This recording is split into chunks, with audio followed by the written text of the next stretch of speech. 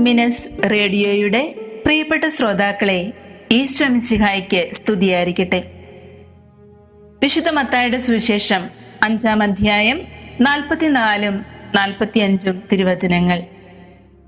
ശത്രുക്കളെ സ്നേഹിക്കുവിൻ, നിങ്ങളെ പീഡിപ്പിക്കുന്നവർക്ക് വേണ്ടി പ്രാർത്ഥിക്കുവിൻ. അങ്ങനെ നിങ്ങൾ നിങ്ങളുടെ സ്വർഗസ്ഥനായ പിതാവിൻ്റെ മക്കളായിത്തീരും. പ്രിയപ്പെട്ടവരെ, നോമ്പുകാലത്തിലൂടെ നമ്മൾ കടന്നു പോകുമ്പോൾ സ്നേഹത്തിന്റെ ഉന്നതമായ ഭാവം എന്താണെന്നും എങ്ങനെ അത് പ്രാവർത്തികമാക്കണമെന്നും ഈശോ നമ്മെ പഠിപ്പിച്ചത് നമുക്ക് ഓർക്കാം, ധ്യാനിക്കാം.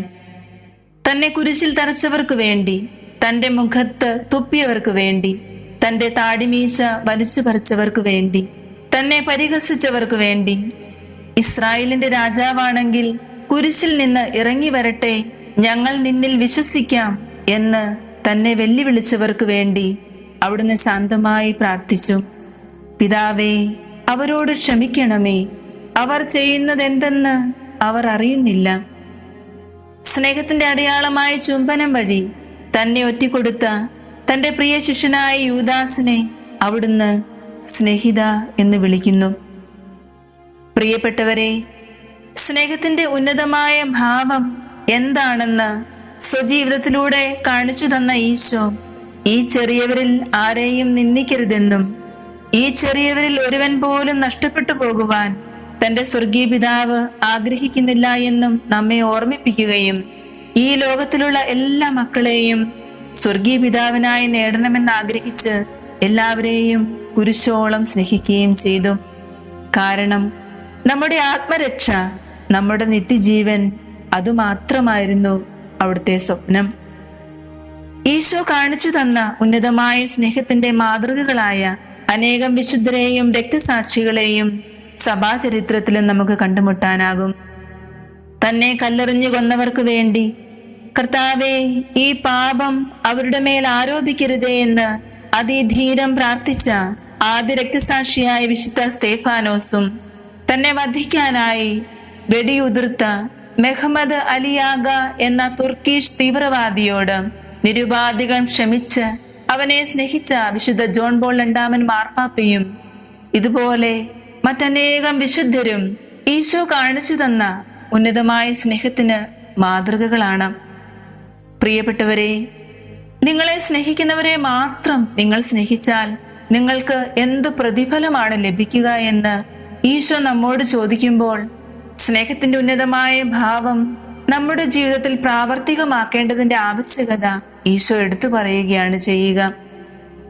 സ്നേഹം കോപിക്കുന്നില്ല, വിദ്വേഷം പുലർത്തുന്നില്ല എന്ന് വിശുദ്ധ പൗലോസ്ലീഹ കോറിന്തോസിലെ സഭയെ ഓർമ്മിപ്പിക്കുമ്പോഴും, തിന്മയ്ക്ക് തിന്മയോ നിന്ദനത്തിന് നിന്ദനമോ പകരം കൊടുക്കാതെ അനുഗ്രഹിക്കുവിൻ. അനുഗ്രഹം അവകാശമാക്കുന്നതിന് വേണ്ടി വിളിക്കപ്പെട്ടിരിക്കുന്നവരാണല്ലോ നിങ്ങൾ എന്ന വിശുദ്ധ പത്രോസ്ലീഹായും നമ്മെ ഓർമ്മിപ്പിക്കുമ്പോൾ ഉന്നതമായ സ്നേഹത്തിന്റെ മാഹാത്മ്യം അവർ എടുത്തു പറയുകയാണ് ചെയ്യുക.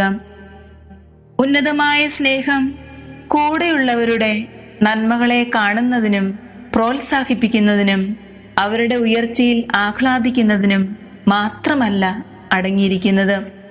മറ്റുള്ളവരുടെ, പ്രത്യേകിച്ചും കൂടെയുള്ളവരുടെ കുറവുകളെ അംഗീകരിക്കുന്നതിലും കുറവുകളോടുകൂടെ തന്നെ അവരെ സ്നേഹിക്കുന്നതിലും അത് ഉൾക്കൊണ്ടിരിക്കുന്നു. തന്നെ അംഗീകരിക്കാത്ത, കാണുമ്പോഴൊക്കെ കുറ്റപ്പെടുത്തുന്ന തൻ്റെ പ്രിയപ്പെട്ട സഹോദരിയെ കാണുമ്പോൾ അവൾക്ക് സ്നേഹത്തിന്റെ അടയാളമായി മനോഹരമായി പുഞ്ചിരി സമ്മാനിച്ച ആധുനിക ലോകത്തിലെ വലിയ വിശുദ്ധ എന്ന് വിശുദ്ധ 10-ാം പീയൂസ് മാർപ്പാപ്പയാൽ വിശേഷിപ്പിക്കപ്പെട്ട വിശുദ്ധ കൊച്ചു ത്രേസ്യ ഇപ്രകാരം നമ്മെ പഠിപ്പിക്കുന്നു. സ്നേഹം അടങ്ങിയിരിക്കുന്നത് സഹോദരങ്ങളുടെ തെറ്റുകൾ അവഗണിക്കുന്നതിലും അവരുടെ വീഴ്ചകളിൽ അത്ഭുതപ്പെടാതിരിക്കുന്നതിലും അവരിലുള്ള ചെറിയ നന്മകളെ അഭ്യസിക്കാൻ ശ്രമിക്കുന്നതിലുമാണ്. പ്രിയപ്പെട്ടവരെ, പ്രത്യേകിച്ചും ഈ നോമ്പുകാലത്ത് ഈശോ കാണിച്ചു തന്ന ഉന്നതമായ സ്നേഹം നമുക്ക് അഭ്യസിക്കാം. ശത്രുക്കളെ സ്നേഹിച്ചുകൊണ്ടും പീഡിപ്പിക്കുന്നവർക്ക് വേണ്ടി പ്രാർത്ഥിച്ചുകൊണ്ടും നമുക്ക് സ്വർഗീയ പിതാവിന്റെ മക്കളായി തീരാം. അങ്ങനെ വിശുദ്ധിയുടെ ഉന്നത തലങ്ങളിലേക്ക് നമുക്ക് ഉയരാം. അതിന് ഈശോ നമ്മെ എല്ലാവരെയും സമൃദ്ധമായിട്ട് അനുഗ്രഹിക്കട്ടെ. ആമേൻ.